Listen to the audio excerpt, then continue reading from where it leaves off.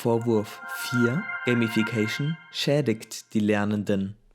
Der zweite Kritikweg an Gamification zielt auf die Lernenden ab. Neben dem Vorwurf, Gamification könne die Suchtentwicklung fördern, finden sich zahlreiche Vorwürfe, Gamification diene der Selbsttäuschung und Manipulation.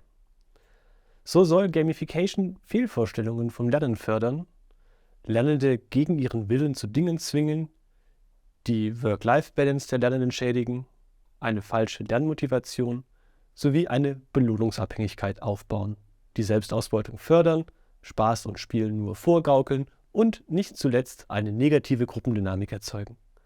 Aus diesem Blickwinkel ist Gamification ein wahrhaft teuflisches Werkzeug, um den Willen der Lernenden durch Täuschung und Manipulation zu brechen und die Selbstausbeutung im Sinne des Kapitalismus auf ein neues Niveau zu heben und süchtig machende Bestandteile gezielt einsetzt und die Lernenden somit manipulierbar macht.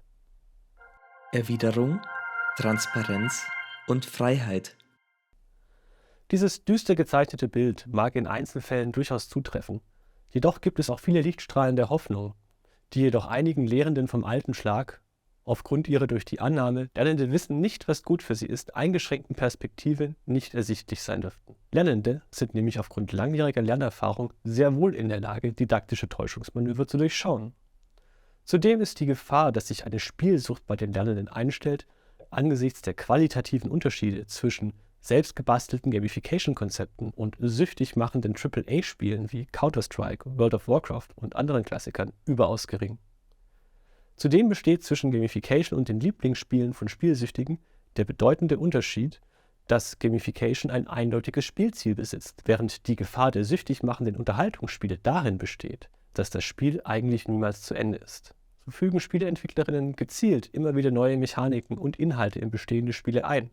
Und gerade Highscore-lastige Spiele zwingen die erfolgreichen Spielerinnen immer wieder dazu, ihren guten Platz in der besten Liste gegen Emporkömmlinge zu verteidigen. Beide Probleme sind bei Gamification-Konzepten in der Hochschullehre nicht von Relevanz, da mit dem Ende der Lehrveranstaltung auch das Spiel endet und die Highscores, sofern überhaupt vorhanden, ab diesem Zeitpunkt eingefroren werden.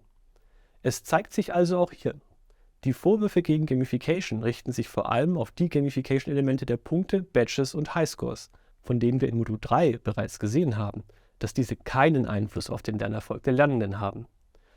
Wenn die Gamification die Erfolgsbedingungen hingegen transparent kommuniziert, dürfte dies nicht nur aus ethischer Sicht eine Aufwertung des Spielens darstellen, sondern zudem das Ausprobieren und damit die tiefe Verarbeitung durch die Lernenden nachhaltig fördern.